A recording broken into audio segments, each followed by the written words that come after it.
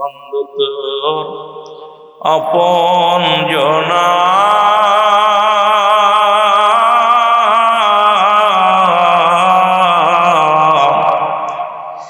মরলে সঙ্গে কেউ যাবে না মন তোমারি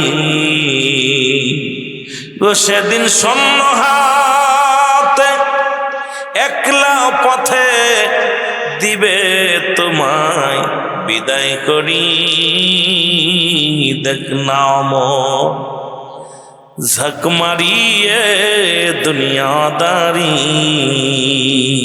বলল নফসি জয় বাউ ঠিকই না আসানা মিসারে ভাই সব ছেড়ে যেতে হবে কুল্লু মান আলাইহা ফান সব শেষ করে দিবে কে আরো জোরে বলেন কে আজকে যাদের জন্য তুমি দুনিয়া কামাইলা গো এই দুনিয়ার ঘর করলা বাড়ি করলা দুনিয়ার সম্পদের পাহাড় গড়লা ও যুবক একবার লক্ষ্য করে শোনো একবার চিন্তা করে বোঝো এই দুনিয়ার সব কিছু পরে থাকবে তুমি থাকবা না এই দুনিয়ার সম্পদ খাবে লোকে তোমার দেহ খাবে পোকে দুনিয়ার বডি তোমার এই সুন্দর যদি বানাইতে পারো কবরটা হবে সুন্দরময় জোরে বলে ঠিক কিনা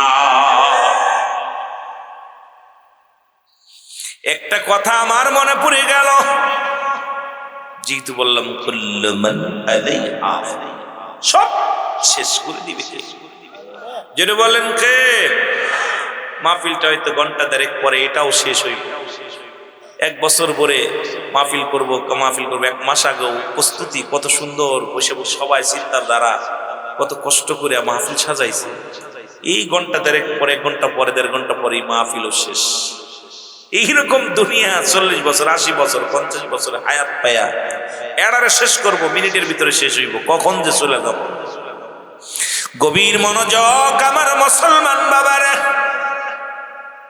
একটা কথা আমার মনে পড়ে গেল হযরত হাসান বসরি রাহমাতুল্লাহ আলাইহির ঘটনা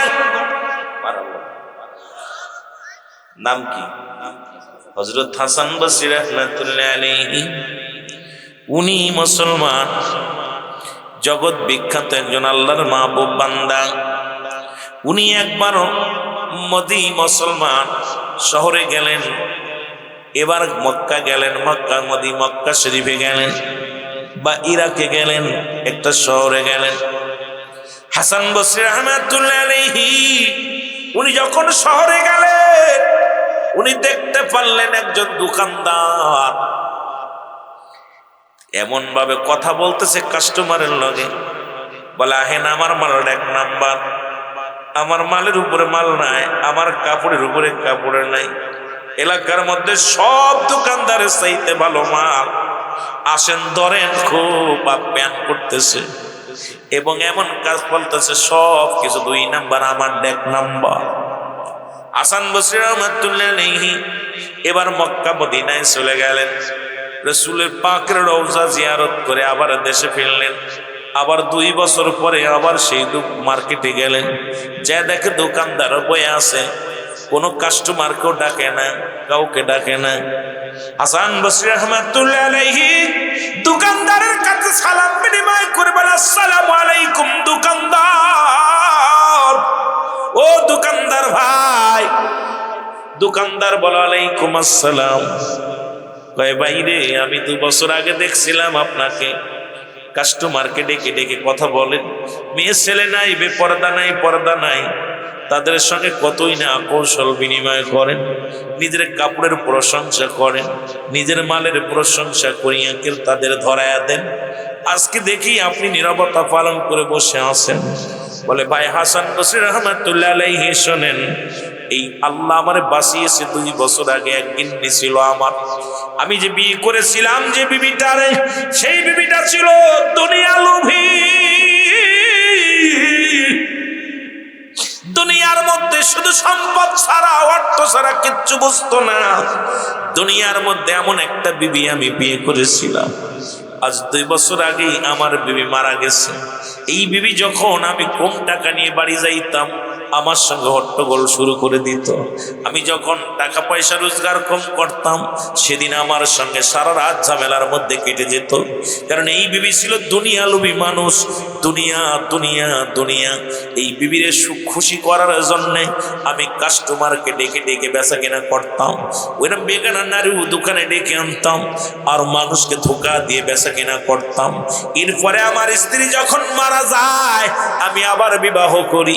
বিবাহ করে যখন আমি দোকানের দিকে আসতেছিলাম আমার বিবি পিছন থেকে জামাটা টানতে বলে, স্বামী রে, একটা অনুরোধ করবো, আপনি শোনেন, আপনি একজন দোকানদার, আপনার দোকানে যদি কোনো বেগানা নারী আসে খবরদার তাদের সঙ্গে এইরকম খোলামেলা কথা বলবেন না।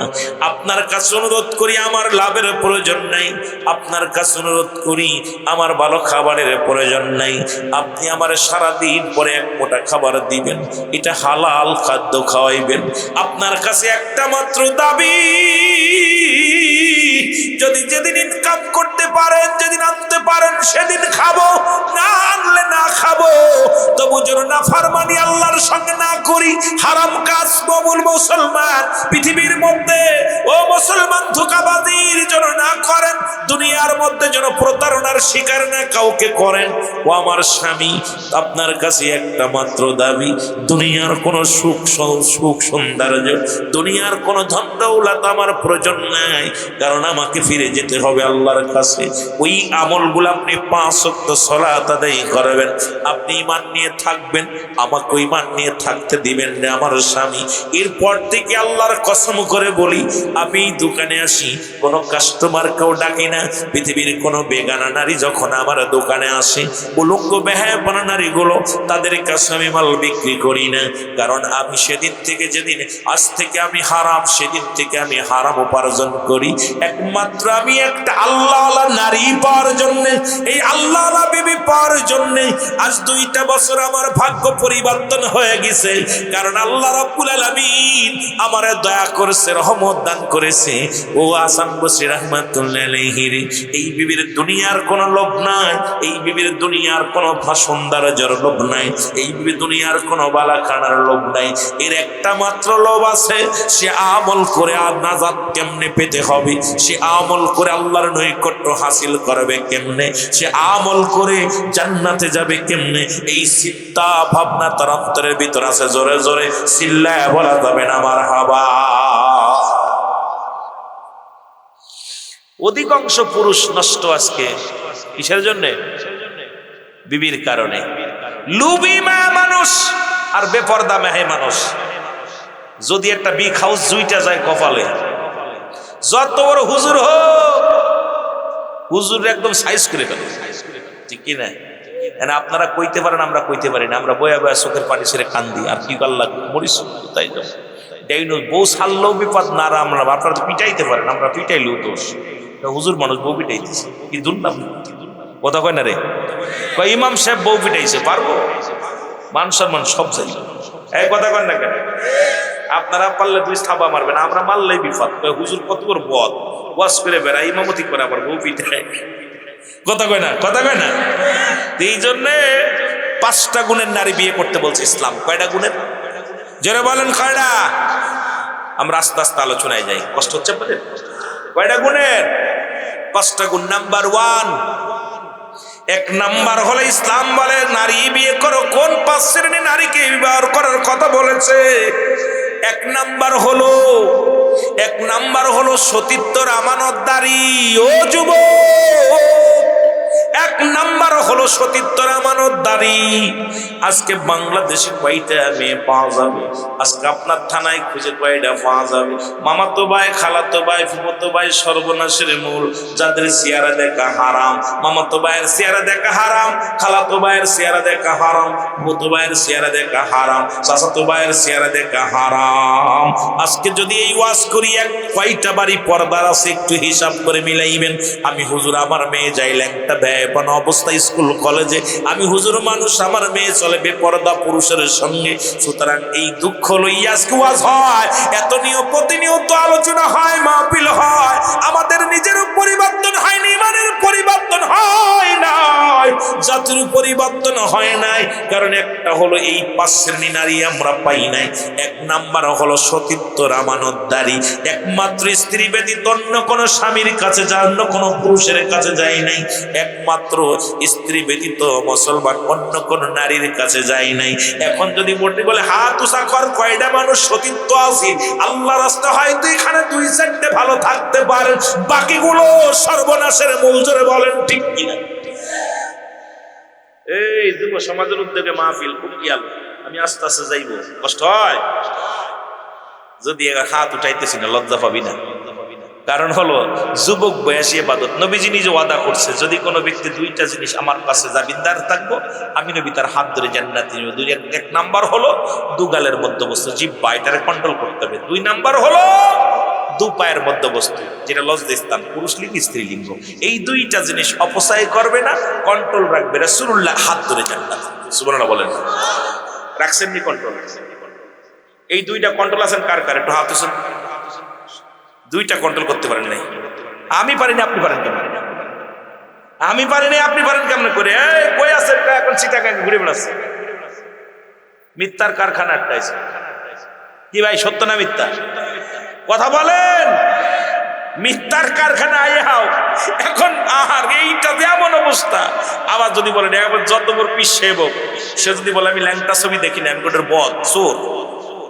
এই মোবাইল যে ব্যবহার করে সে ল্যাংটা ছবি দেখে নাই, ও যদি বলে যে আমি দেখি নাই, আমি বলবো ওর মতো বাটপার, গুন্ডা, চোর আর দুনিয়ায় কেউ নাই। যারা বলো ঠিক কিনা? যুবকরা, আপনি হুজুর বুঝে দেখে নাই, আমিও বুঝে দেখি নাই। ঠেলা দিলে আসে নোংরা ছবি। কি ঠিক কিনা? চোখে জিনা করতেছি কি করতেছি না? কথা বলেন। চোখে জিনা করতেছি, কাপড় নাই গায়ে, এত যাও 2-1টা শর্ট কাপড় গায়ে আছে, এটাও সামনে আসছে। 1 নাম্বার হাতের জিনা ঠেলা দিতেছে, 2 নাম্বার চোখের জিনা, 3 নাম্বার নফসের জিনা, নফসাম্মারা মরতেছে। আজকে ওয়াজ করে কারে বুঝাইব? কারণ এমন একটা জাহান্নাম হাতের ভিতরে ঢুকায়া দিছে, যার কারণে গোটা জাতি শেষ। জোরে বলেন ঠিক কিনা? গোটা জাতি। যদি কোনো পীর সাহেব কয় আমি বালা, আমি মোটা, আমি ওটাও ধোকাবাজ। আজকে আমাদেরকে ঈমান নিয়ে কবরে যাওয়ার মতো পরিবেশ নেই। নাম্বার 1 বলতেছিলাম, 1 নাম্বার সতীত্বর আমানতদারি, 2 নাম্বার হলো আমলধারী নারী। মারহাবা বাবা। আমলদারি নারী, আমলদারি নারী পাইবেন? আমল করা বাদ ভাই। আগের যুগে আমরা মুরব্বীদের দেখছি কোরআন তেলাওয়াত করতে মসজিদে বইয়া, মা বোনদেরও দেখছি। এখন কোরআন তেলাওয়াত নাই একটা বাড়ির মধ্যেও। ঠিক কিনা বলেন? 1 নাম্বার। 2 নাম্বার হলো মুসলমান আমলদারি নারী। 3 নাম্বার হলো পর্দাশীলতা নারী। এখন পর্দা নাই, পর্দা হলো ফরজ, নামাজও ফরজ। নামাজ যেমন ফরজ, পর্দাও তেমনি ফরজ। আজকে আমাদের সমাজে পর্দা চলে গেছে, উঠে গেছে। আজকে দেখবেন কোনো মুসলমানের বাড়ি পর্দা নাই, যদিও আছে ডিজিটাল পর্দা, ডিজিটাল নিয়ম, এগুলো সব বাদ হয়ে যাইছে। পশ্চিমে আবহাওয়া এসে লাগছে বাংলার জমিনে, গোটা বাংলার মানুষ এখন নোংরা পথে চলতেছে। পর্দার বিধান মানি না, পর্দাও ফরজ। মুসলমান শুনে নাও, শুনে নাও, গভীর মনোযোগ। 4 নাম্বার হলো মুসলমান অমুসলমান গভীর মনোযোগ, গুণবতী নারী। জোরে বলেন মারহাবা। কি নারী? গুণবতী। আগের যুগে যখন মুরব্বীরা বিয়ে শাদী করাইতো, আগে মাতৃকুল পিতৃকুল যাচাই বাছাই করে বিয়ে করে দিত। মেয়েটা কোরআন পড়তে পারে কিনা, নামাজ পড়তে পারে কিনা, অনেকগুলো যাচাই, মুরব্বীরা সবগুলো যাচাই বাছাই করে বিয়ে শাদী হতো। এখন তো আর ভাই এগুলো নাই। এখন খালি আছে ধলা চামড়া, খালি ধলা চামড়া হলে এটা মুসির মেয়ে হোক আর মেতরের মেয়ে হোক, এখন ধলা চামড়া হইলেই যথেষ্ট। যারা বলেন ঠিক কিনা? ভাই আয়া আপনার শ্বশুর শাশুড়ি খেদমত করে না, মা বাবার খেদমত করবো না, আপনার খেদমত করবে না। নিজের কন্ট্রোল করবো না, আপনার খেদমত কন্ট্রোল করবো। রান্না করতে গেলে নিজের আপনারও নিজে সাজুগুজু করবো না, আপনার বাপ মার খেদমত করবে, সেবা করবে না, আপনার খেদমত করবো, কারোরই পারবে না সমাজ। এই জন্যে আমাদেরকে বিয়ে করার সময় খুব সাবধান। গুণবতী নারীগুলো আল্লাহ যেন আমাদের কপালে জুটিয়ে দেয়। জোরে বলুন আমিন। 5 নাম্বার হলো আদর্শবান বাবা মায়ের সন্তান। এখন থেকে মুসলমান আজ থেকে প্রতিজ্ঞা করব, কোনো গাঁজাখরের সঙ্গে আত্মীয়তা করব না, কোনো মদখরের লগে আত্মীয়তা করব না, কোনো হিরণসির লগে কোনো মুসলমান আত্মীয়তা করব না, সুদখরের লগে কোনো আত্মীয়তা করব না, ঘুষখরের লগে কোনো আত্মীয়তা করব না। এলাকার মধ্যে কে কে ঘুষ খায়, কে কে সুদ খায়, কে কে মাদক ব্যবসা করে, কে কে মাদক সেবন করে, আমরা সবাই জানি। প্রয়োজন হলে বুড়া হয়ে যাব, ওদের সঙ্গে কোনো আত্মীয়তা করব না। রাজি আছো? যুবকের রাজি আছো? হাত উঠে না। ওরে গাঁজাখোর, মদখোর, ঘুষখোরের মেয়ে যত বড় সুন্দরী হোক, টাকার মালিক হোক, বাড়ির মালিক হোক, ওদের সঙ্গে কোনো আত্মীয়তা নাই। যারা বলেন ঠিক কিনা? এই জন্য কোরআন আসছে কাদের জন্য? আল্লাহ বলেন হুদাল লিল মুত্তাকিন, একমাত্র হেদায়েত প্রাপ্ত বান্দাদের জন্য আসছে। সুতরাং হিদায়াত হইবি না, কোরআন পড়ে সারা জীবন ধরে কোরআন মানবি, কোরআনের আইন শুনবি, কোরআন শুনবি। এটা যদি না মানো, এটা সবার জন্য কোরআন আসে নাই। কোরআন আসছে একমাত্র হেদায়েত প্রাপ্ত বান্দাদের জন্য। কোরআনের আইন যারা মানে অন্যায় করতে পারে না, কোরআনের আইন যারা মানে তারা জুলুম করতে পারে না, কোরআন বোঝে যারা, কোরআন মানে যারা ঘুষ খাইতে পারে না, সুদ খাইতে পারে না, কোরআন যারা বোঝে, কোরআনের বিধান যারা বোঝে, এই দুনিয়ার মধ্যে তারা মরতে রাজি, হারাম খাইতে রাজি নয়। জোরে বলেন ঠিক কিনা? সন্দেহ আসেনি? এই কথা কি সন্দেহ আছে? আল্লাহ বলেন যালিকাল কিতাবু লা রাইবা ফীহি, কোনো সন্দেহ নাই এটার মধ্যে, যা যা আছে শোনার মধ্যে সন্দেহ নাই। এই কোরআনুল কারীমের মধ্যে 30 পারা কোরআনের মধ্যে 114টা সূরার মধ্যে যতগুলো আয়াত, যতগুলো রুকু, যতগুলো হক্কর, যতগুলো পারা, যা যা আল্লাহ রাব্বুল আলামিন যা যা এর মধ্যে নাজিল করলেন, কোনোটা এর মধ্যে সন্দেহ নাই। আর সন্দেহ করলে ঈমান থাকবে না। জোরে জোরে বলেন ঠিক। এবার যারা সন্দেহ করবে তাদের জন্য আল্লাহ বলো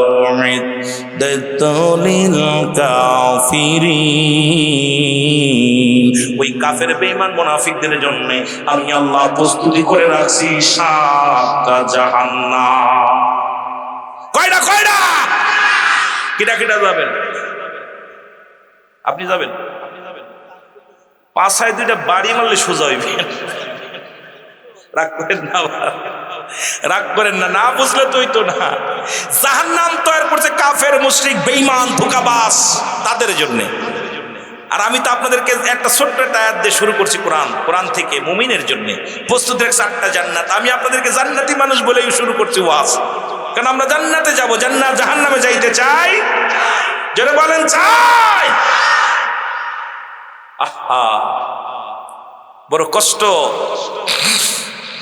আমার মুসলমান বাবারা, আমার গভীর মনোযোগ। সুতরাং কোরআন যেটা হারাম বলছে, ও যুবক, এই কোরআনটা শুনলে এত পুরান, আজ থেকে কোরআনের আইন কিছু মানবা, কিছু মানবা না। কোরআনের বিধান মানবা, কিছু মানবা, কিছু মানবা না।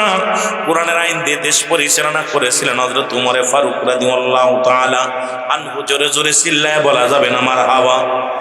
খুব গভীর মনোযোগ। হযরত উমর ফারুক রাদিয়াল্লাহু তাআলা, খুব খেয়াল।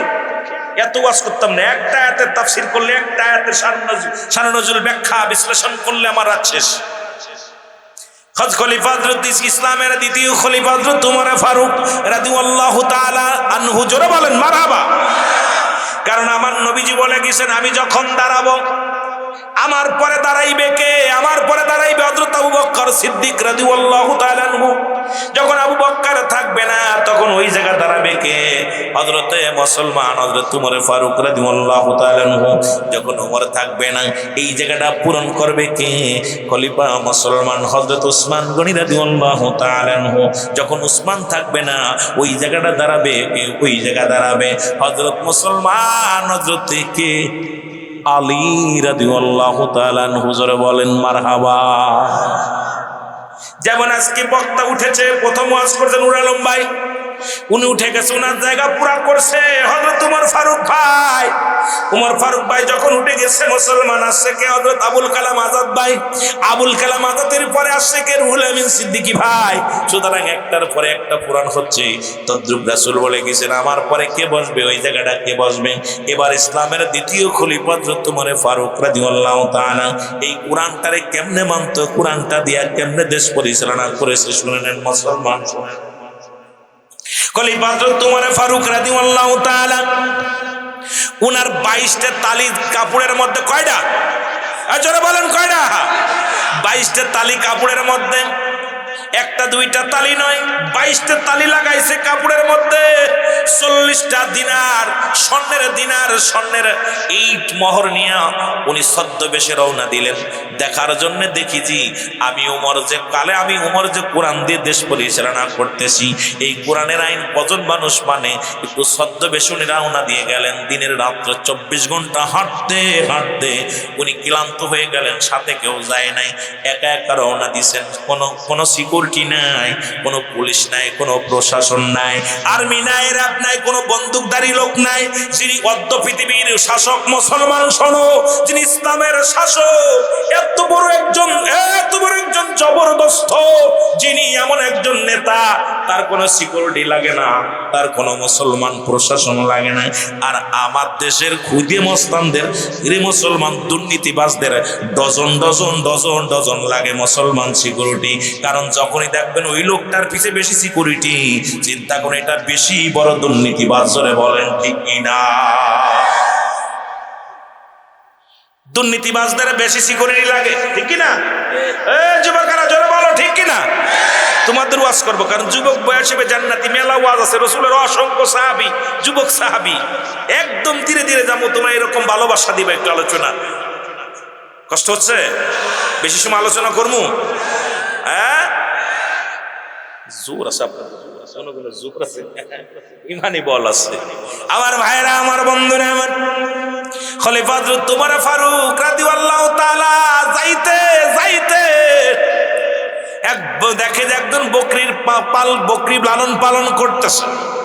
উনি সালাম দিলেন, আসসালামু আলাইকুম। হে ভাই, ও ভাই, আমি খুব ক্লান্ত, আমি খুব ক্ষুধার্ত অবস্থায় আছি, তোমার কাছে অনুরোধ করি বকরিগুলো কে দেখাশোনা করে? আমি তোমার কাছে অনুরোধ করি, আমাকে কি এক পেলা দুধ দেওয়া যাবে? হযরত উমর ফারুকের মতো নেতা, উনি হাত পেতে খায়, সে খায়। আর আমাদের নেতাদের সামনের টেবিলে খাবার দেখলে মাথা ঘুরিয়ে যায়। আজকে দেশের অবস্থা ভালো না, কথা বলতে গেলে কষ্ট হয়। আজকে জাতিরে বুঝাইবো কেমনে? এই জাতি যখনই আসে নেতা হয়, তখনই তার পেটটা মোটা হয়। জোরে বলেন ঠিক কিনা? কারে দিয়া বুথ খাটাইবেন? প্রত্যেকের বুদ্ধি ধরছে, ঠিকই না? আমার ভাইরা, আমার বন্ধুরা, আমার খলিফা হযরত উমর ফারুক রাদিয়াল্লাহু তাআলা আনহু উনি সালাম বিনিময় করে বলে, আমাকে এক পেয়ালা দুধ দাও, আমার ক্ষুধা লাগছে। এত বড় একজন নেতা, ক্ষুধা লাগছে, আমার ক্ষুধা লাগছে, এক পিপাসা লাগছে, আমাকে একটু দুধ দাও। তখন রাখাল ডাক দে কয়, ও প্রতীক, তুমি আমার কাছে দুধ চাইলে এটা দেওয়া সম্ভব না, কারণ এটা দেওয়া সম্ভব নয়। তুমি শুনে রাখো, এইটার মালিক আমি না।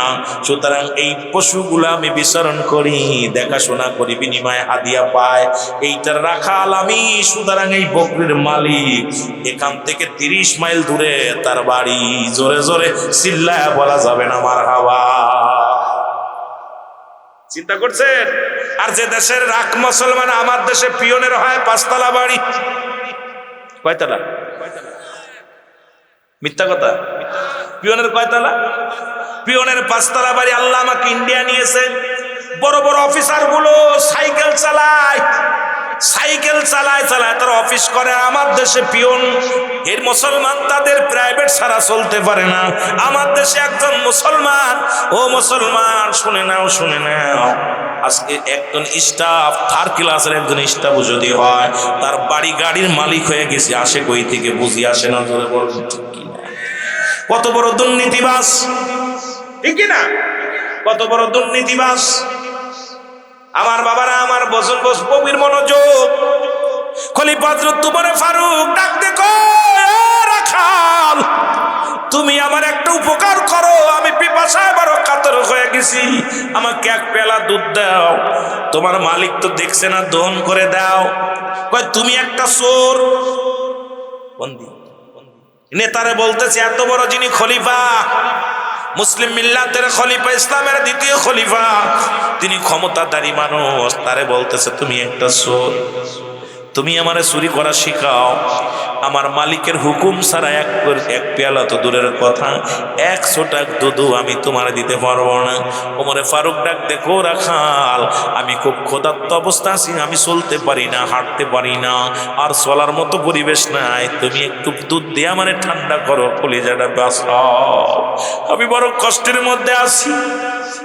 কয় রাখাল ডাক, দেখো পতি, তুমি কার রাজ্যে বসে আমার 2 নাম্বারই শিখাও? তুমি কি জানো কার রাজ্য?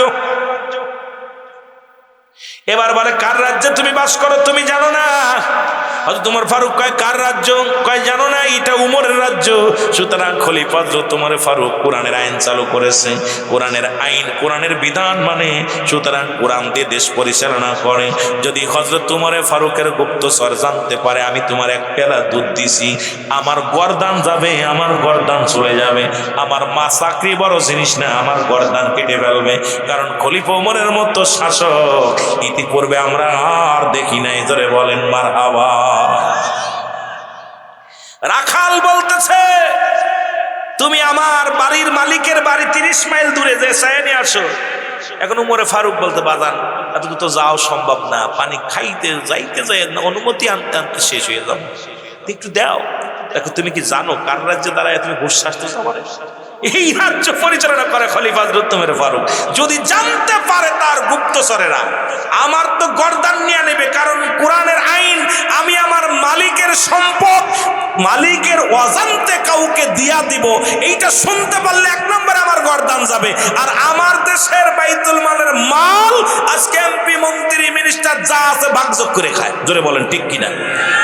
এই চোরে গেলে কেমনে বুঝাইবো? এই চোরেরা দেখলাম এই বছর আপনার এই রমজান মাসে রোজার ভিতরে ইফতারে কি জানো, এই ঈদের 10 কেজি করে চাউল দিছে, গরিব মানুষের চাউল।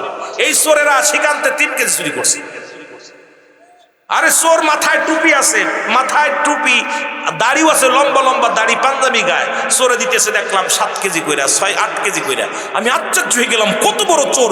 গরিবের 10 কেজি চাউলের লোভ যারা সামলাতে পারে না, এই চোরেদের কাছে সম্পদ থাকলে এরা কি আমার আপনার দিব? যারা বলেন দিব, এরা আমানতের খেয়ানত করতেছে। এরপরে ধরছে, সাংবাদিকরা বলছে যে মাইপা দেখ 8 কেজি, 7.5 কেজি, 6 কেজি হামসারছে।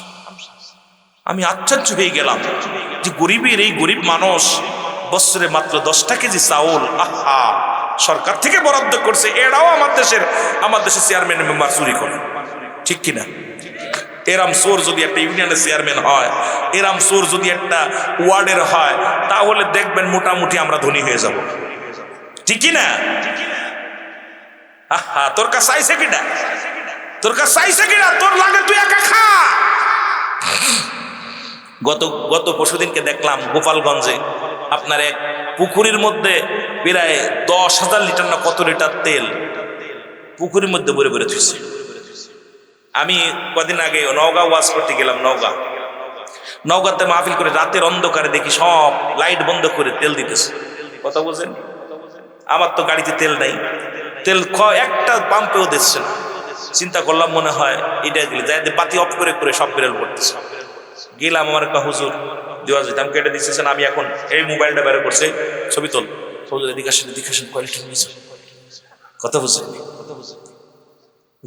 তেল আজকে দেখেন অবস্থাটা, সব জায়গা ভাগাভাগি যে অবস্থা, কারে দিয়ে বুঝ খাতাই বেজেন ওমর। এই কোরআনের আইন, বাংলাদেশের বিকল্প নাই। বাংলাদেশে আমরা 92% মুসলমান, এই দেশে কোনো অন্য আইন চলতে পারে না। কোরআনের আইন দিয়ে যদি দেশ পরিচালনা হয়, আমার দেশের মানুষও শান্তি পাবে, আমরাও শান্তি পাবো, জনগণও শান্তি পাবে, নেতারাও শান্তি পাবে। যেন বলেন ঠিক কিনা? চাই কি চাই না? এর দুর্নীতির বসে জাহির করে জ্ঞান, কলম দিয়া কামাই টাকা, কলম দিয়া কামাই টাকা, আবার দরে সাধুর ভান, ওরা শিক্ষিত শয়তান, ওরা শিক্ষিত শয়তান, ওরা শিক্ষিত। একটু জোরে জোরে চিল্লায় বলেন, ওরা শিক্ষিত শয়তান, ওরা। বুঝতে পারেন না? আমার সাথে বলেন না, একটু জোরে জোরে বলবেন আওয়াজ দিয়ে। দুর্নীতির ওই আকড়ায় বসে জাহির করে জ্ঞান, বলো দুর্নীতির ওই আকড়ায় বসে জাহির করে জ্ঞান, কলম দিয়া কামাই টাকা, কলম দিয়া আবার ধরে সাধুর ভান, ওরা শিক্ষিত শয়তান, ওরা শিক্ষিত শয়তান, ওরা। ওরা হলো জাতির নাকি মহামারী মহাতন, ফাইলে কলম ঠাকাইয়া চালায় ওরা নির্যাতন, ঠিক কিনা? এরে ঘুষের টাকায় ওদের ভুড়ি, ঘুষের টাকায় ওদের বুড়ি, করে যে টান টান, ওরা শিক্ষিত। কয়েকদিন আগে একটা কথা বলছিলাম, দেখেন রমজান এখন কোলাকুলি বন্ধ হয়ে গেছে। আগেতে আমরা ছোট্টবেলা দেখছি ঈদগার ময়দানে কোলাকুলি হতো, এখন কোলাকুলি হয় না কেন জানেন? যে আন্দাজ বুড়ি বাড়ছে, বুকে বুক লাগে না, পেটে পেট কষণ লাগে। কত পেটে এরম পেট দিয়ে এমন পেট হয়েছে, ঘুষ খায়া খায়া সারা বছর নামাজ পড়ে, রোজা রাখে না, সামনের কাতারে যে দাঁড়ায় নামাজে দাঁড়াইয়া এই কিছু হারামখোররা আছে, রুকু সেজদাও ঠিক মতো করতে পারে না। কথা বলছেন না? আছে না বাবা? কথা বলেন আছে না? এগুলো তো নিজের এখন সব বন্ধ, সব বন্ধ, অবস্থা খারাপ। জোরে বলেন ঠিক কিনা? আমার ভাইরা, আমার বন্ধুরা, আমার খলিফা হযরত উমর ফারুক রাদিয়াল্লাহু তাআলা চিন্তা করলেন, আল্লাহ খলিফা হযরত উমরকে এত ভয় পায়, খবরকে ভয় পায় না, পায় কোরআনকে ভয়। কারণ কোরআনের আইন, কোনো ব্যক্তি চুরি করলে তার হাত কেটে দিবে, যদি কোনো ব্যক্তি জিনা করে জিনার শাস্তির বিধান হলো, যদি কোনো বিবাহিত নারী বিবাহিত পুরুষ জিনা করে তার শাস্তির বিধান কোরআন কি বলে? মুসলমান অবিবাহিত নারী অবিবাহিত পুরুষ যদি জিনা করলে তার শাস্তির বিধান কি কোরআন বলে? কোরআন বলে পৃথিবীর মধ্যে যদি কোনো অবিবাহিত নারী অবিবাহিত পুরুষ যদি জিনা করে, তাকে ইসলামের বিধান হলো তাকে কি করো? 100 ডোডা মারো গায়ের মধ্যে, কয়েকটা মারা পর জন্য সে মারা যায়, মারা যাওয়ার পর অবিবাহিত থাকার কারণে সে কি পাবে? গোসল পাবে, জানাজা পাবে, দাফন পাবে। বাকি বেতের আঘাতগুলো কোথায় মারতে হবে? তার মুসলমান শুনে নাও, তার কবরের উপরে মারতে হবে। ইসলামের বিধান হলো চুরি করছে হাত কেটে দাও, সঙ্গে সঙ্গে মুসলমান শুনে নাও। এবার বিবাহিত নারী বিবাহিত পুরুষ যদি জিনা করে, শাস্তির বিধান হলো তাকে বুক পর্যন্ত মাটির নিচে পুঁতে ফেলো। ইসলামের বিধান শুনে নাও, এইবার তাকে কঙ্কার মারো, পাথর মারো, যতক্ষণ পর্যন্ত মৃত্যুবরণ না করে ততক্ষণ পর্যন্ত তাকে মারো। যখন মারতে দেখবা মারা গেছেন, নিশ্চিত হয়ে যাবা তিনি মারা গেছেন, মারা যাওয়ার পর তাকে তুলে উঠাইবেন, উঠায় তাকে কি করবেন? এবার তাকে মুসলমান বিবাহিত নারী কি পাবে না? জানাজা পাবে না। বিবাহিত নারী পুরুষ তারা কাফন পাবে না, দাফন পাবে না। বিবাহিত নারী পুরুষ কোনো জানাজা পাবে না। তাদের দিবালয়ে মানুষের সামনে কুকুর শিয়ালদের লাশটা খাওয়া দিতে হবে। একটা লাশ যদি, একটা বিচার যদি এই মুসলমান সিরাজগঞ্জের জমিনে হতো, এই তারাশের জমিনে হতো, খোদার কসম, খোদার কসম করে বলি, একটা বাড়িও জিনা ব্যভিচার চিরতরে সব বাড়িগুলো বন্ধ হয়ে যেত। জোরে জোরে চিল্লায় বলেন ঠিক কিনা? কোন বিবাহিত নারী বিবাহিত পুরুষ জানাজা পাবে না। আমরা ইমামরা একটু করা হই, আমরা আলেমরা করা হই। একটা দেখেছিলাম আপনাদের এই বগুড়ায়, আপনার ওই কি জন্য চার মাথার ওখানে একটা মাহফিল, ইমাম শেখ কঠিন মারা গেছে, উনি জানাজা পড়ল। উনি বলে আমার চাকরি যাই যাক, আমি জিনাখোরের জানাজা পড়তাম না। আমার কাছে এসে হুজুর ফতুয়া নিতে, হুজুর ওয়াজ তো এই অবস্থা, আমি বাড়িটা আপনারা মিলে নিন।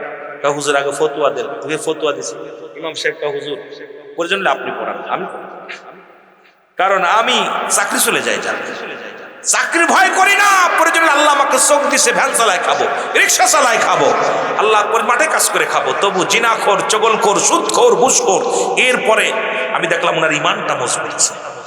ইমানটা এরকম। আমরা প্রতিটি ইমাম যদি, মুসলিম ইমাম সাহেব যদি একটু কঠিন হয়, একটু কড়া হয়, আমার মন বলে দেশ থেকে জিনা ব্যভিচার সুদ ঘুষ এমনি পালাবে। জোরে বলেন ঠিক কিনা? এর পালাবে না।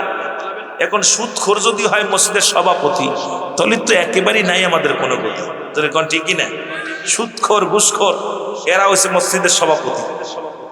আমার ভাইয়েরা, আমার বন্ধুরা, আমার হযরত ওমর ফারুক রাদিয়াল্লাহু তাআলা গোপনে ডাক দিয়ে বলে, রাখাল এদিকে আসো, এই নাও 40টা স্বর্ণের মোহর, বিনিময়ে আমাকে এক গ্লাস দুধ দাও, আমি খাইয়ে বাঁচি।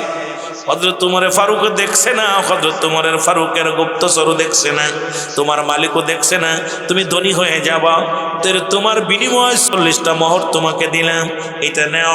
সঙ্গে সঙ্গে ডাকতে বলে, আমি আগে মনে করেছিলাম তুমি চোর, এখন দেখি তুমি একটা ধোঁকাবাজ মুনাফিক। তুমি কি জানো না?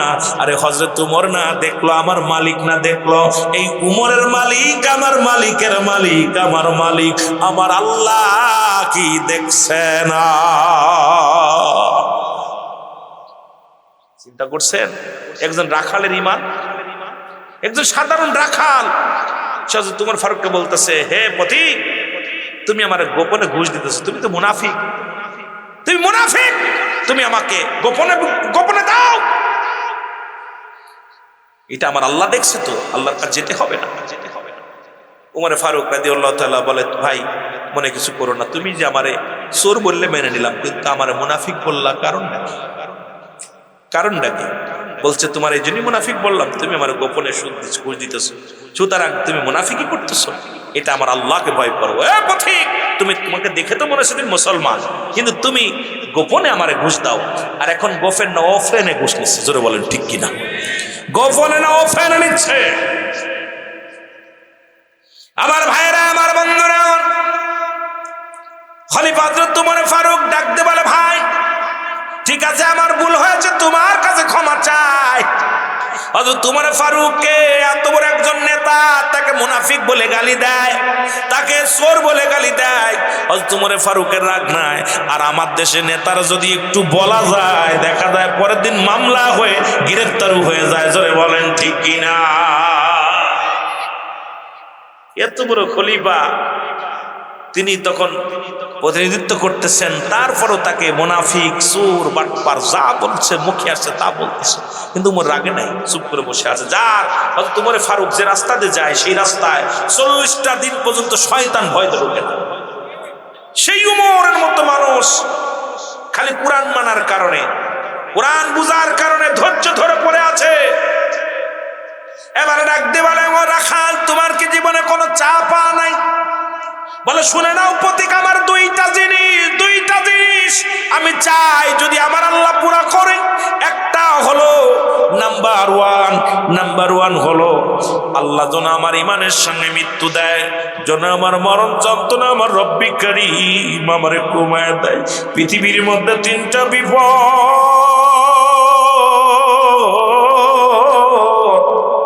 1 নাম্বার হলো মরণ, 2 নাম্বার হলো কবর, 3 নাম্বার হলো কিয়ামতের ময়দান। এই 3টা বিপদ রে ও পতি। 1 নাম্বার হলো আমার মরণ যন্ত্রণা যেন আল্লাহ না দেয়, যেন ইমানের সঙ্গে মরণ হয়, আর আমার আল্লাহ যেন আমাকে একটা জান্নাত দেয়। 2 নাম্বার চা হলো এই রাজ্য পরিচালনা করে হযরত ওমর ফারুক রাদিয়াল্লাহু তাআলা।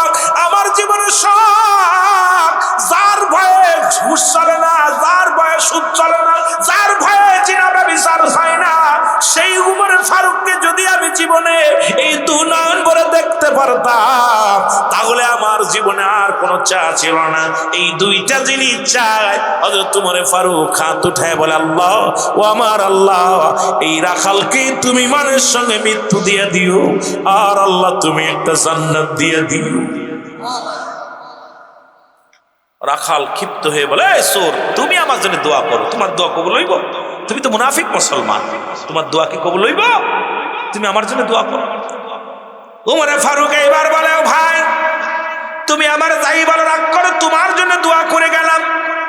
2 নাম্বার, তুমি উমরকে দেখতে চাও? বলে, জি, আমার জীবনে উমরকে দেখার জন্য আমি একাধিকবার গিয়েছি মসজিদ নববীর মধ্যে, কিন্তু একবারও যাইতে পারি নাই। দামি মানুষ, কোটি টাকার মালিক যারা, ওই ময়দান তারা ধরে রাখে, যার কারণে আমার সুমরের সঙ্গে দেখা করার সুযোগ হয় নাই, কথাও বলতে পারি নাই। বড় দুঃখ মনের ভিতরে। জীবনে একবার হলেও হযরত ওমরকে আমি সরাসরি দেখতে চাই। ডাকতে বলেন খলিফা হযরত ওমরে ফারুক, ছদ্মবেশী ওমরে ফারুক। ডাকতে বলে, ওরা খাল, তুমি আজকে ফজরের নামাজটা ওই মসজিদে নববীর মধ্যে যা পড়বা, কারণ আজকে ফজরের নামাজের ইমামতি হযরত ওমরে ফারুক রাদিয়াল্লাহু তাআলা করবে। জোরে জোরে চিল্লায় বলা যাবে না মারহাবা। কেমন নেতা দেখছেন, ইমামতিও করে।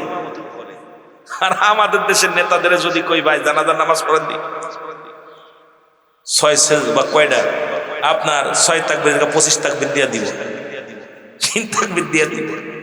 অসংখ্য মুসলমান এমন নেতা যিনি ফজরের নামাজের ইমামতি করেন, জুম্মার নামাজের ইমামতি করেন, জোহরের নামাজের ইমামতি করেন, ফজরের নামাজের ইমামতি করেন। মারহাবা বলেন না। বলিয়া চলে গেলেন মুসলমান। এবার বাড়ি আসলেন, রাখাল বাড়ি আসলেন। বাড়ি আসিয়া কি করলেন? মাগরিবের নামাজ, ঈশার নামাজ আদায় করে চিন্তা করে, হারে এই লোকটাকে এত গালি দিলাম, একবার উত্তেজিত হলো না। এই লোকটাকে এত বকা দিলাম, মন খারাপ করলো না।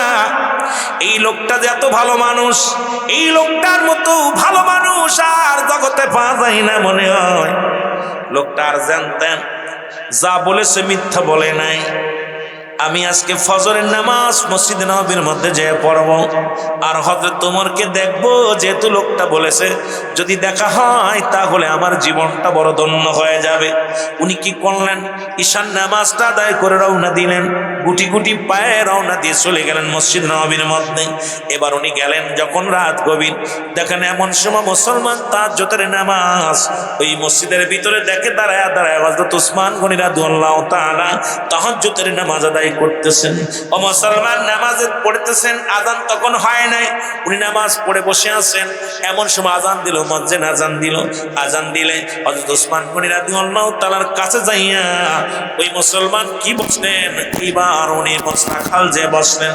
এবার ওসমান গনি রাদিয়াল্লাহু তাআলা ওনাকে দেখেই বলেন, ভাই আপনাকে তো ইতিপূর্বে কোনোদিন সামনের কাতারে দেখি নাই, আপনার বাড়ি কই গো? আপনি কি মসজিদে নিয়মিত মুসল্লি? বলে, আমি নিয়মিত মুসল্লি না, আমার বাড়ি পাশের গ্রামে। আরে আজকে কি আপনি বলেন, আগে বলেন হযরত ওমর ফারুক কি ইমামতি করবে কে?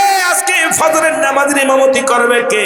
ওসমান গনি রাদিয়াল্লাহু তাআলা ডাকতে বলে, ভাই বসেন, আযান তো কেবলমাত্র হলো, আজকে ফজরের নামাজের ইমামতি করবে হযরত ওমর ফারুক রাদিয়াল্লাহু তাআলা। হুজুরে জোরে বলেন মারহাবা।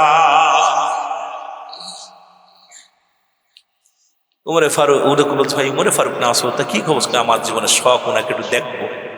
তা কইছে, ভাই তুমি আইবা আজকে কেন? কয় হুজুর আজকে বসবো সামনে, আর আগামীকাল থেকে আমি আর সামনে বসবো না। আজকে দেখা হয়ে গেলে আর আমি সামনে বসবো না। গায়ের মধ্যে কাপড়ের মধ্যে ময়লা, গরিব রাখালের কাপড়ের মধ্যে ময়লা, কাপড় সিরা ছোটো কাপড়, সামনের কাতারে যে বসছে। তুমি বলতেছে আমি এই কাপড় নিয়ে উসমান গনি রাদিয়াল্লাহু তাআলা, ভাই আপনি প্রতিদিন আসবেন, প্রতিদিন সামনের কাতারে দাঁড়াবেন, কারণ একমাত্র ইমাম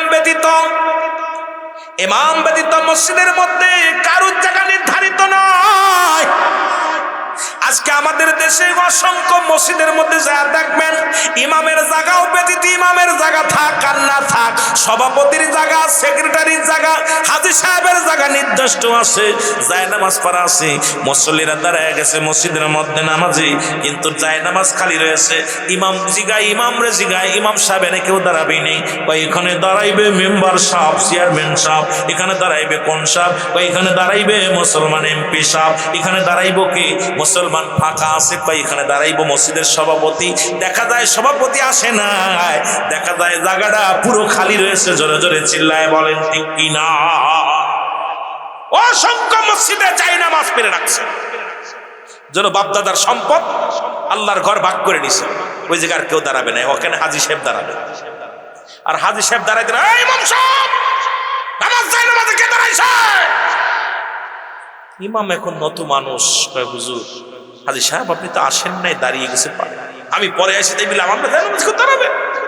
যে মসজিদে ইমাম ব্যতীত অন্য মানুষ অগ্রাধিকার খাটাতে চায় ওই মসজিদে নামাজ হবে না, কারণ মালিকানা খাটাইতে চায়। একমাত্র ইমাম ব্যতীত সব চায় নামাজ উঠিয়ে দাও। গরিব ধনী যে আসবে সবার জন্য, যে আগে আসবে সে আগে বসবে। জেরে বলেন ঠিক কিনা? যদি আপনাকে কেউ হাত ধরে সামনে দেয় আলহামদুলিল্লাহ, যদি কেউ দেয়, আপনি গার পথ দিয়ে যেভাবে যাচ্ছেন, সামনের কাতারে যাচ্ছেন আর যেভাবে মানুষকে ডেম্মাইতেছেন, যেভাবে মানুষকে মসজিদের ধনী গরিব সব বাংলাদেশ অধিকাংশ মসজিদে ধনী গরিব যাচাই বাছাই করা শুরু করছে। যদি কেউ মহব্বত করে ডাক দেয় সেটা ভিন্ন ব্যাপার, সম্মান করে ডাক দেয় সেটা ভিন্ন ব্যাপার। কিন্তু আমি অসংখ্য মসজিদে দেখেছি ইমাম সাহেবের পাশে জায়নামাজ খালি কয়েকটা পাশের পাতা আছে, আবার মসজিদের মধ্যে চেয়ার পাইতে থুইছে, চেয়ারের পিজার পাইতে থুইছে, চেয়ার আর কেউ বসবে না, ওই লোক আসবে, ওই সেই পঙ্গুবিটা কন দিও এখন সামনে থুয়ে দেছো নিয়ে, ওই যে মাথায় বেতালা পড়বো এই জন্য চেয়ারটা খালি আছে, চেয়ার অনেক ফাঁকাই রয়েছে, উনি আসে নাই, চেয়ার খালি। কি অবস্থা! এটা কি ইসলামের বিধান? কষ্ট হচ্ছে আপনাদের? আমার ভাইয়েরা, আমার বন্ধুরা, আমার আযান শেষ হওয়ার পর উসমান গনি রাদিয়াল্লাহু তাআলা বললেন, আপনারা যে যেখানে আছেন সবাই সুন্নাত নামাজ আদায় করেন।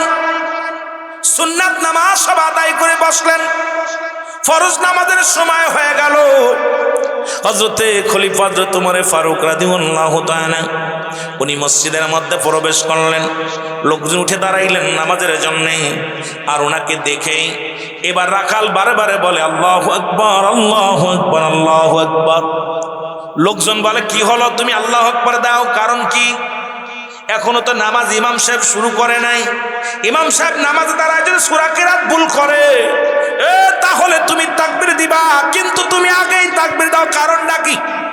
কারণ সব মানুষ তো উনার দিকে তেড়ে গেলেন, তুমি এই পাগল দাঁড়াইছে সামনে এসে নামাজটা তো নষ্ট করলো।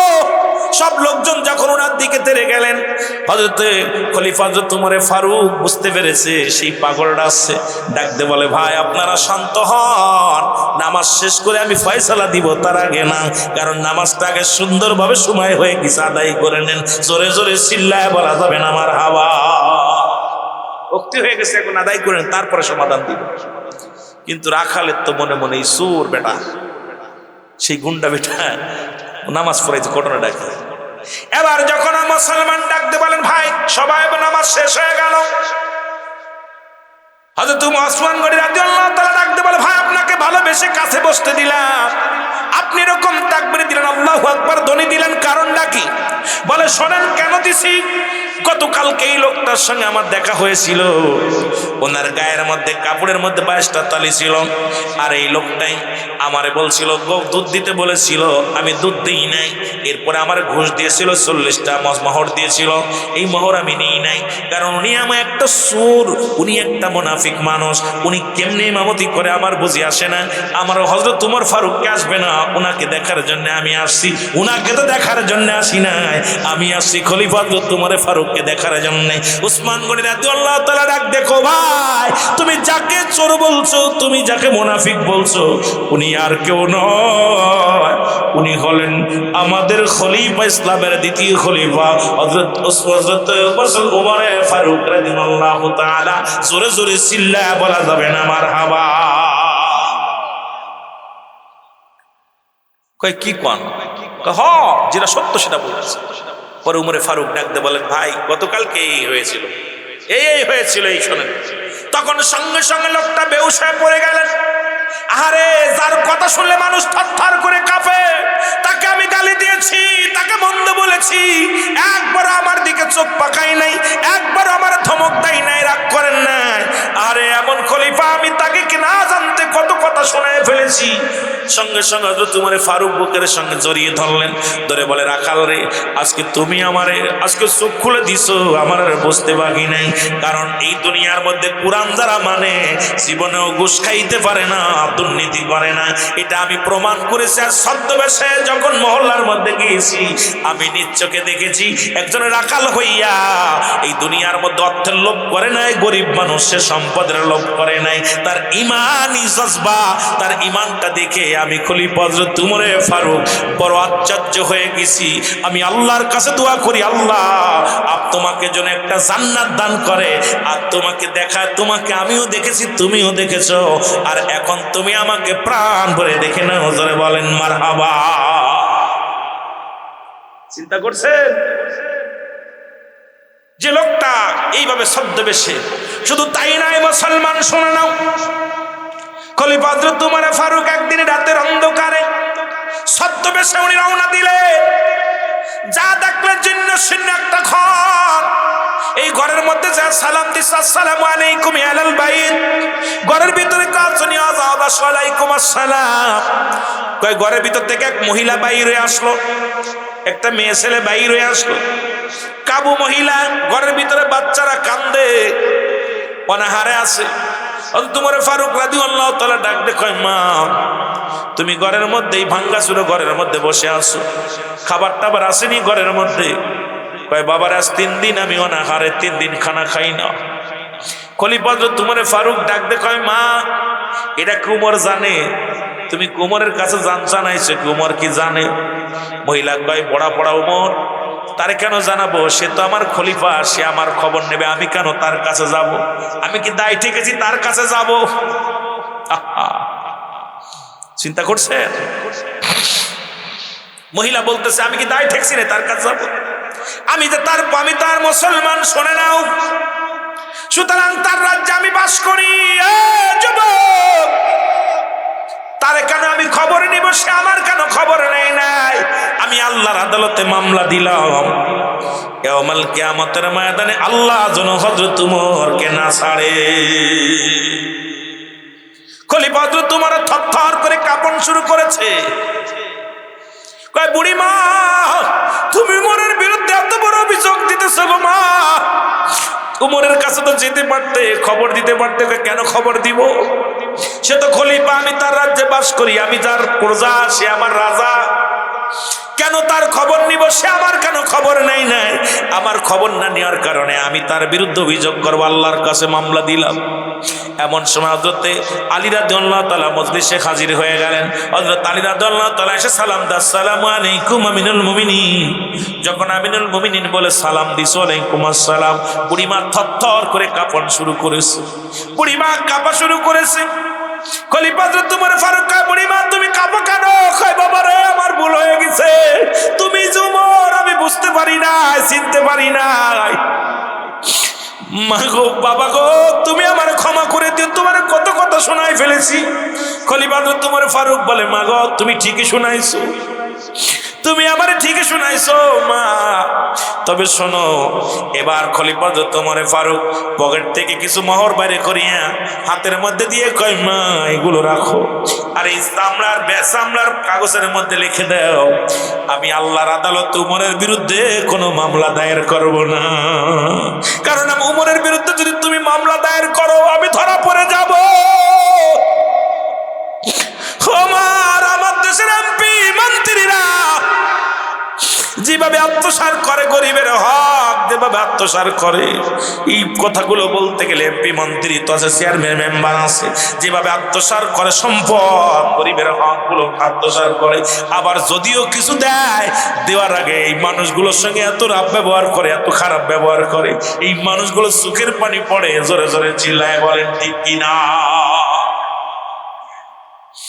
হযরত খলিফা হযরত উমর ফারুক ডাকতে বলে, মা তুমি লিখে দাও, তোমার আরো তোমার লাগলে আরো মোহর দিব, মাগো চাউল লাগলে চাউল দিব, গম লাগলে গম দিব, খেজুর লাগলে খেজুর দিব, যা লাগবে মা সব দিব, বিনিময় তুমি উমরের বিরুদ্ধে অভিযোগ আল্লাহর দরবারে করো না। মাগো, আল্লাহর দরবারে যদি তুমি অভিযোগ করো, আমি কোথায় যাব? এই হযরত আলীকে সাক্ষী রেখে এবার অভিযোগটা লিখে দিলেন, কাগজটা নিয়ে বুড়িমা লিখে দিলেন, বাবারে আমার হযরত উমরের বিরুদ্ধে কোনো অভিযোগ নাই। হযরত উমর ফারুক কাগজটা হযরত আলীর হাতে দিলেন আর বলেন, আলী রে, ও ভাই আলী, রেখে দাও, এই কাগজটা আমি যেদিন ইন্তেকাল করব, আমার এই কবরের ভিতরে আমার সঙ্গে সংসতি করে দিও। কারণ যদি একটা মানুষ যদি আমার বিরুদ্ধে অভিযোগ করে, আল্লাহর আদালতে আমি কি জবাব দিব? আল্লাহর আদালতে আমি জবাব দিতে পারবো না। এই জন্য মুসলমান, কোরআনের আইন যদি চালু হয়ে যায়, কোরআন যদি কোনো মানুষ মানে, এই মানুষগুলো শান্তির দিকে চলে যাবে। এই জন্য বললাম, কোরআনের আইন যদি মানে, আমার আল্লাহ বলে